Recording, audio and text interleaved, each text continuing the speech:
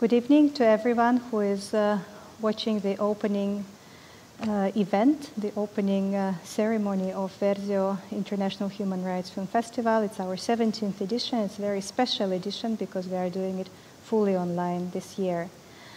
Thank you for joining us. We are gathering here after having seen a very powerful film, 76 Days, and we are very fortunate to have an opportunity to connect all the way over the ocean to one of the directors, Hao Wu, who is with us tonight and who will be able to answer all the questions that you might have after watching this film.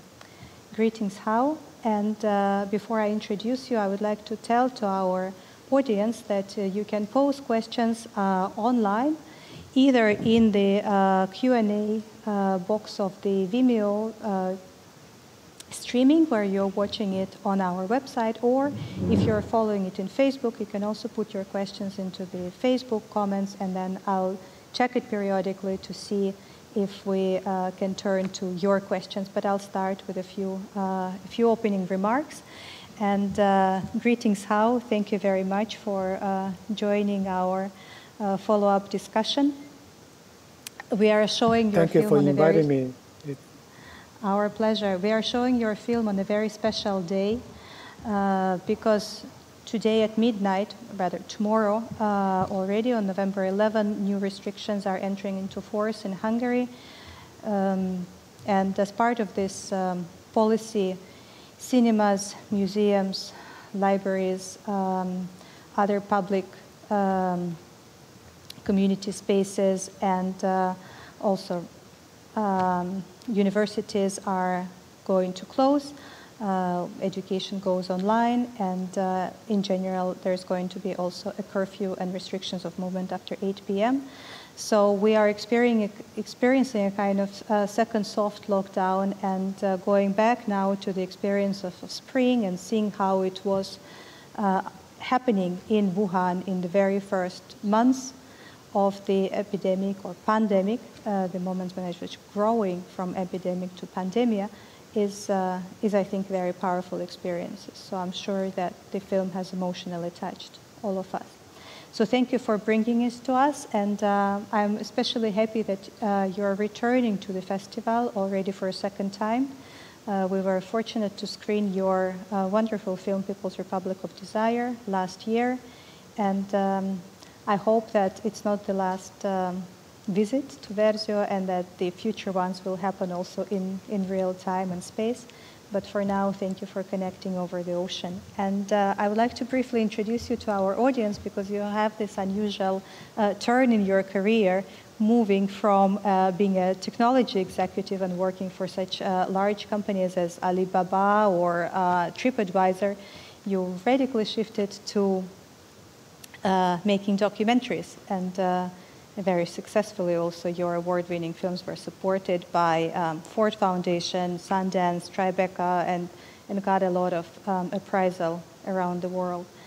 So welcome, and I would like to ask you maybe to start telling a little bit about the process of making this film. Clearly, the situation was extraordinary in spring.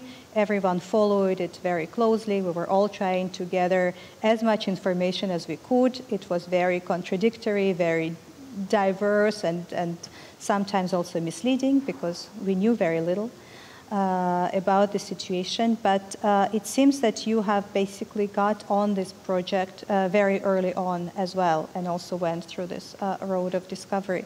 Could you tell us a little bit about your collaborative work? Because the film has 3 directors, right? You worked with Weishi Chen and another filmmaker who remained anonymous. So could you please tell us a little bit, and our viewers, a little bit more about the process of cooperation and how you decided that it actually will be a full feature film? Yeah, so it's been a complicated story in terms of how the film came about. Back in early February, a U.S. network approached me. They asked me if I would be interested to make a documentary about the coronavirus. Back at that time, it was an epidemic. It was primarily focused in China, in Wuhan. and some other countries in East Asia.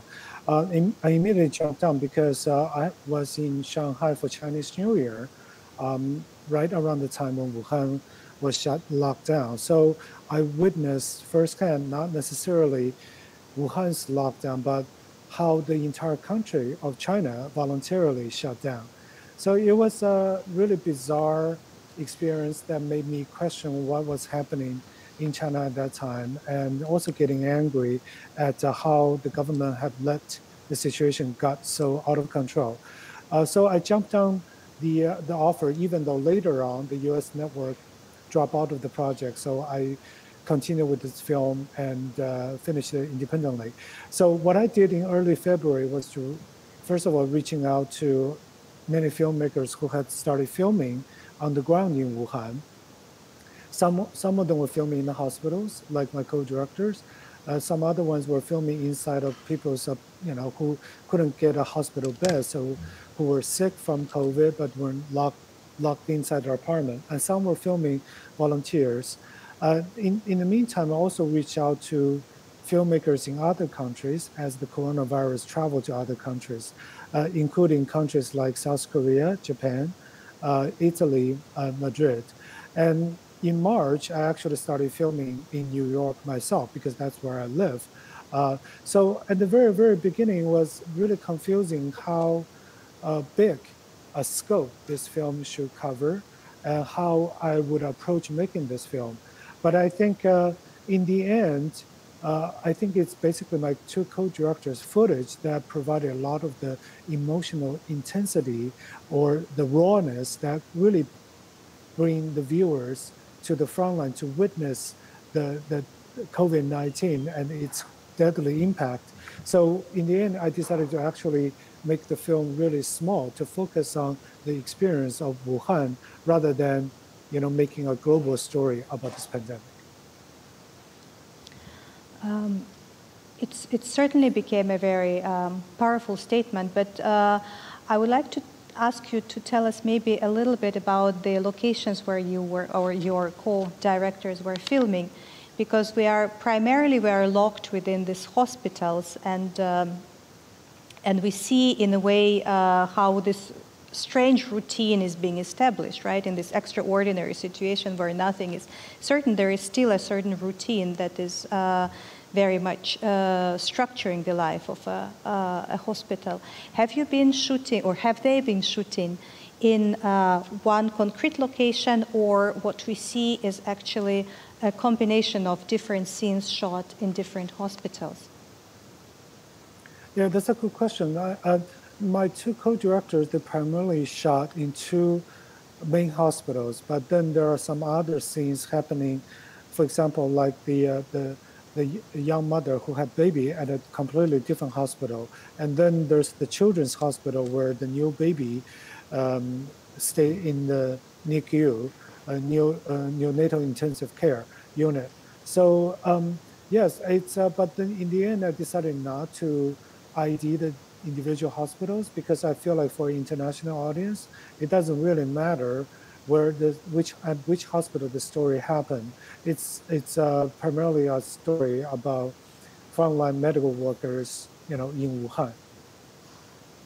I have to say that I personally was very moved by a lot of scenes in the film where the hospital workers interact with their patients in a very extremely humane and touching and sensitive manner, even though they're all, hardly identifiable beyond that costumes and the gear, and even though the names are written on them, but we see very little individuality behind the masks, behind the costumes. But the way they interact with the patients, the way they touch their hands, they are wiping their faces, they're bringing their phones, they're informing them on the calls of their relatives. I mean, all of this is going beyond just the purely medical treatment, right? And this is also very unusual. So I wanted to ask you whether you see it as a typical feature of hospitals in China, or this is something that evolved because of this extraordinary situation with COVID, when indeed in a way, everyone was kind of on the edge, and that brought out that extreme humanity in interaction, because it was really this liminal situation between life and death every single moment. Yeah, I think that's a really good question. I think, first of all, as a storyteller, sometimes I can't guarantee the story I'm telling is quote unquote representative or statistically accurate about what really was happening, because as a storyteller, I have my own emotions I would like to convey through the story I'm telling. While editing this film, I was separated from, I was filming in New York. For a long time, I filmed in New York. So my partner and my kids, they drove to somewhere else to stay away from me. And then I was away from my parents who have late-stage cancer in Shanghai. And my grandpa passed away in March. And because of the travel restriction between US and China, I couldn't go back to say goodbye to him. So there's a lot of emotional feelings I have to work through myself as I go through the edit. So I think subconsciously looking back, I was looking for any footage that showed human kindness to each other, and also just the hope, the idea of hope that we can live through this, really repressive pandemic environment together. So that's one thing. Secondly, I do think COVID, any pandemic, I think tends to bring out the worst in humanity, because I've spent a lot of time reading about past pandemic like HIV, Spanish flu, the Black Death. It just seems every single time people faced with the pandemic tend to blame each other, which is what's happening right now in the world. But at the same time, based on my observation, not just from the footage shot in Wuhan, but also I was in New York when New York went through the first peak of COVID cases. A lot of hospitals were overwhelmed. You hear the same stories as happening in Wuhan, that frontline medical workers, they were making a lot of sacrifices trying to save the patient. They were completely courageous and selfless. And also we hear stories like through my filmmaker friends who are filming in Madrid, that there are volunteers, delivering groceries to senior people who are locked at home. So I just feel like, and also like in the footage that's shot by my co-directors, I do believe that because this special circumstances around COVID-19, because the patients are so isolated from their families, from their loved ones, because everybody was scared, it's really heartwarming to observe, not just in Wuhan, but elsewhere as well, that we human beings have the capacity to help each other in times of great needs, and to really be kind to each other. Thank you. I would like to plug in here a question from my colleague who also recorded a video message for you, but probably this is the good occasion now to address this question to you directly. And I would also like to encourage our audience to pose questions to you in the chat, and I will read it out as soon as I see them arriving. But here's a question from Andrea Pocic, and she's asking about the footage shot by Anonymous co-director, and she's interested whether in the present circumstances in China, his anonymity can actually be preserved, and whether he is in danger for shooting any of the materials for this film.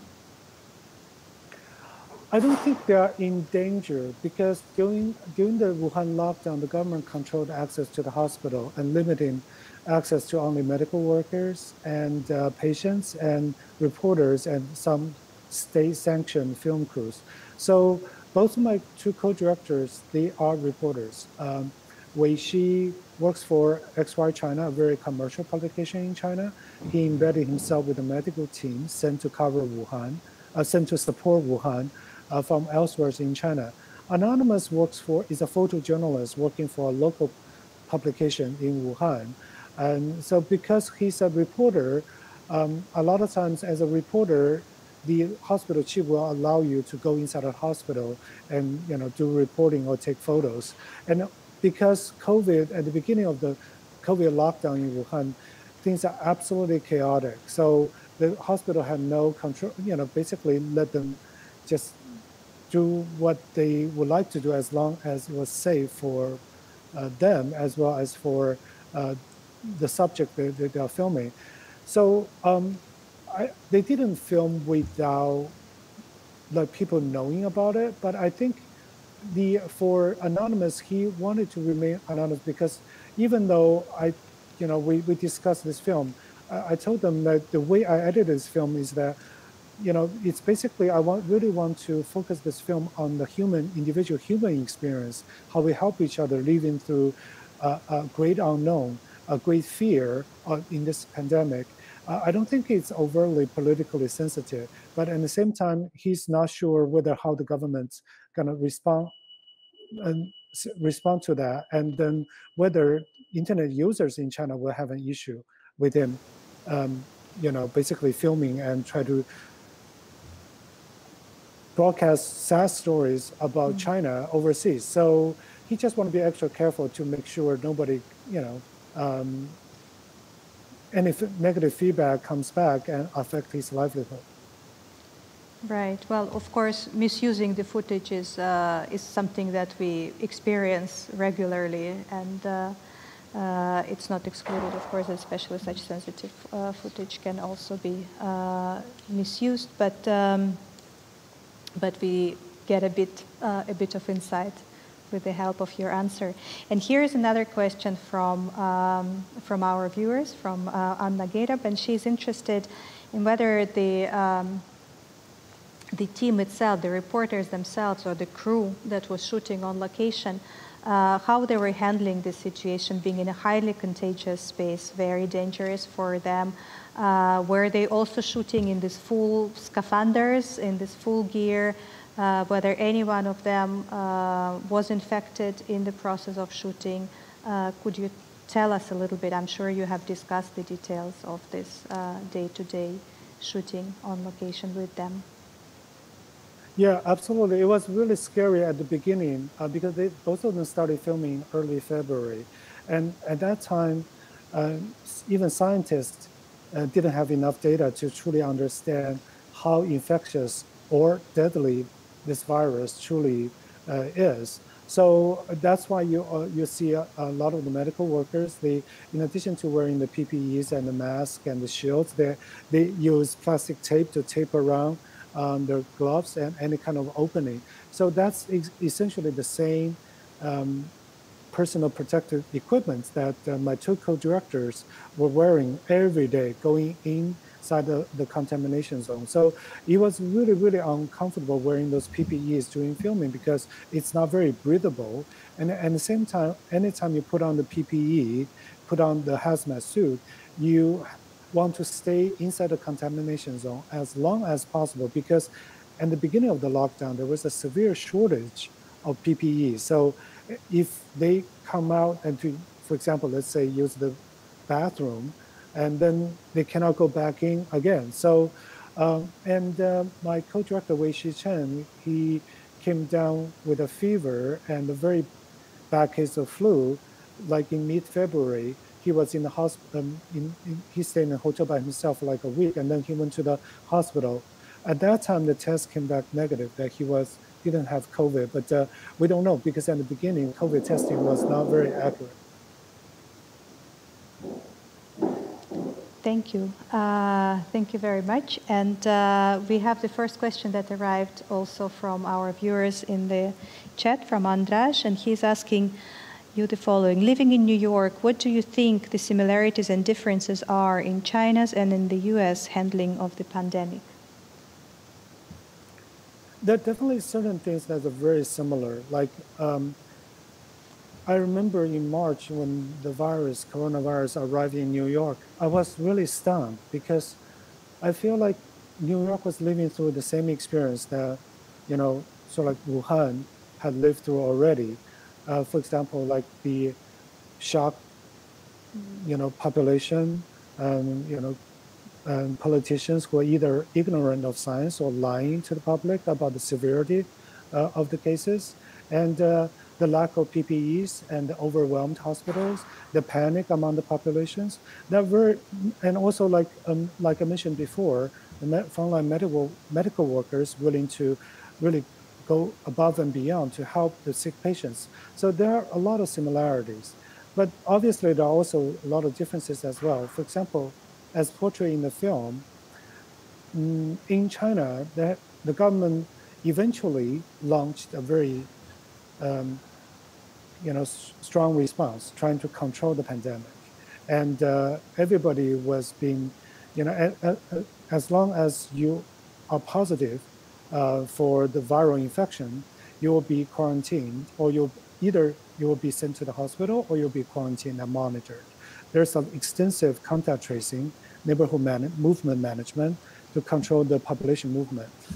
Here in the U.S., as far as where I lived in New York City, a lot of these kind of infectious disease control measures were absent or incomplete. I think that's part of the reason why in the US, the viral infection has never really passed away. Thank you. I would like to... Okay. Yes, the restrictions are still in place, and I know that you are connecting to us from a library, so the mask usage is required.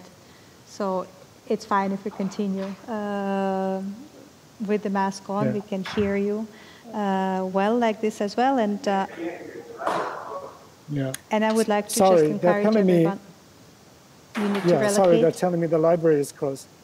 Okay. I'm terribly sorry. Let me, give me 1 second.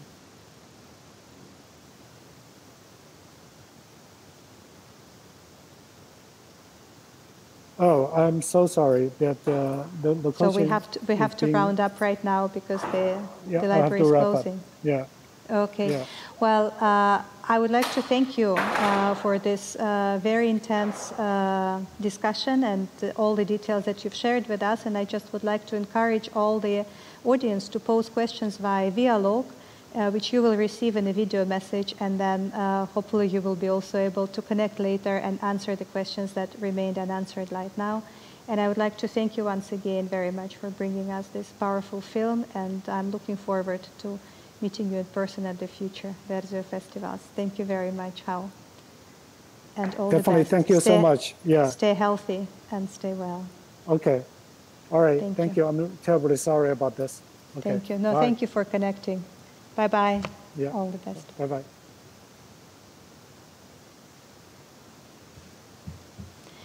Thank you very much. And now the festival is officially open, and you can watch all the 50 films on the platform on verzió.org and pose your questions to the directors using the Dialog app. It will appear right on the page, and the filmmakers will get notifications about your questions and hopefully will very quickly answer them. And looking forward to seeing you not just at the virtual film screenings, but also at the roundtable discussions. You can find the full program under events on verzió.org. Thank you very much, and have a very intense and interesting 12 days full of documentary film viewings. Bye-bye.